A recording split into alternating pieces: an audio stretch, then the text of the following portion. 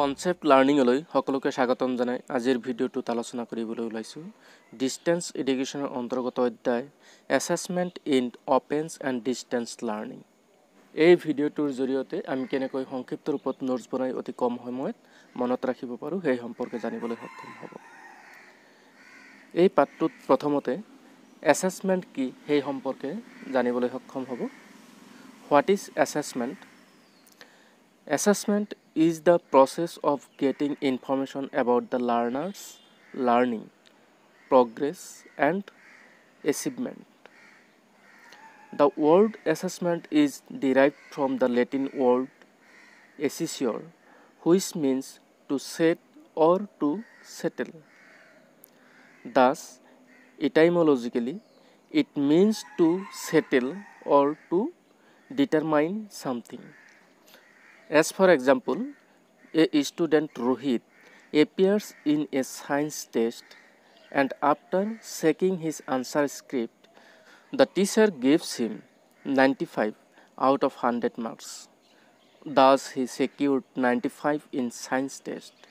So, a value is given to his performance, which means the teacher has assessed him. Similarly, another student, Robul, may secure A plus grade in project work. Thus, securing 95%, getting A plus grade are all examples of assessment. The purpose of assessment is to improve and modify the current performance. এই কথাখিনি assessmentত উল্লেখ কৰিব। এতিয়া জানিবলৈ সক্ষম হ'ব evaluation সম্পৰ্কে। What is evaluation?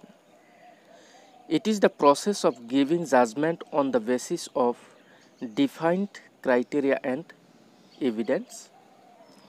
It focuses on making a judgment about values, numbers, or performance of someone or something. Evaluation depends upon measurement. When a value or judgment or a quality is added to the measurement, then it becomes an evaluation.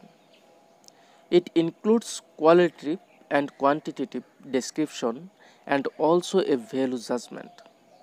As for example, Rohit gets 95% marks in science test or Robul gets A plus grade in project work. That is measurement and assessment. And when compare with other and give value, then it will be evaluation. Like Rohit is a very good in science or Rohit gets better marks than others.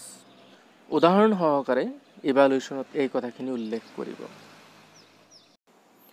What are the difference between assessment and evaluation? Assessment আৰু ইভালুৱেশ্যনৰ মাজত থকা পাৰ্থক্য সম্পৰ্কে লিখিবলৈ হ'লে এই কথাখিনি উল্লেখ কৰিব। Assessmentত এই কথাখিনি উল্লেখ কৰিব। 1 নম্বৰত assessment is formative and helps in the formation of knowledge. Evaluationত 1 নম্বৰত উল্লেখ কৰিব evaluation is summative and related with the quality of learning. 2 নম্বৰত উল্লেখ কৰিব assessment process oriented and concerned mainly how well the learning is going on. Evaluation is the product oriented and concerned with what has been learned by the learners. Assessment is diagnostic. It diagnoses the weak and strong areas of learning. Evaluation is judgmental, providing a rank or a grade after the end of a course of study. Assessment is flexible. Evaluation is fixed. Assessment is cooperative. Evaluation is competitive. Assessment is absolute. It encourages for ideal outcomes. Evaluation is comparative. It encourages to divide the better from the others.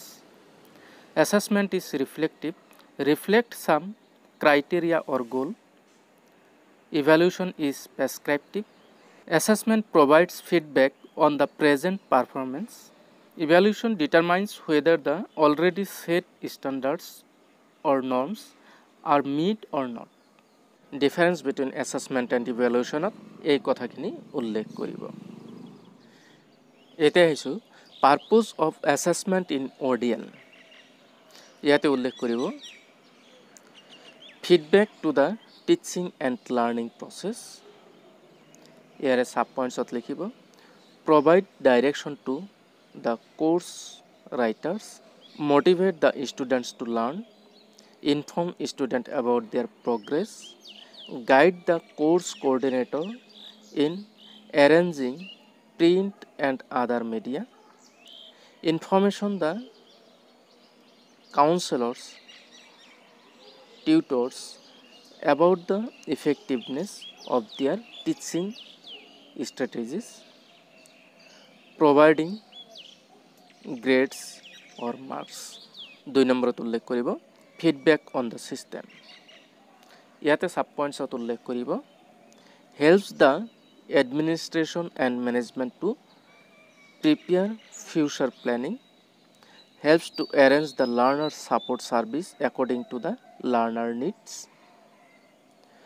guide the university or institution to assist their government role assist and guide government organization to take decision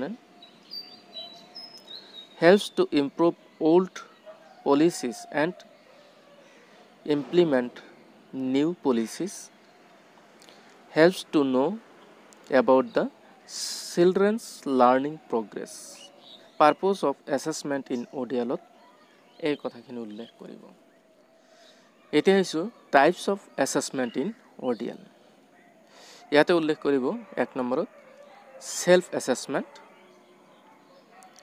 which is check your progress self assessment questions 2 নম্বৰত উল্লেখ কৰিব continuous assessment as for example MCQ examination assignments 3 নম্বৰত উল্লেখ কৰিব terms end examination example summative evaluation promoted to next semester year provide a degree other terms of assessment ইয়াতে উল্লেখ কৰিব peer assessment project assessment portfolio assessment oral examination seminar preparation internship etc যদি এই সংক্ষিপ্ত note যদি আপোনাৰ পছন্দ হয় বা ভাল লাগে তেতিয়া হলে এই নোটছৰ PDF আপোনালোকে ডাউনলোড কৰি ল'ব পাৰিব ডেসক্ৰিপচনত লিংক দিয়া আছে ভিডিওটো কেনে পালে নিশ্চয় গঠনমূলক দিহা আৰু পৰামৰ্শৰে কমেন্ট কৰি জনাব চেনেলটো সাবস্ক্ৰাইব কৰিব লাইক কৰিব আৰু আপোনালোকৰ সহপাঠীৰ লগত শ্বেয়াৰ কৰিব আজিলৈ সামৰিছো ধন্যবাদ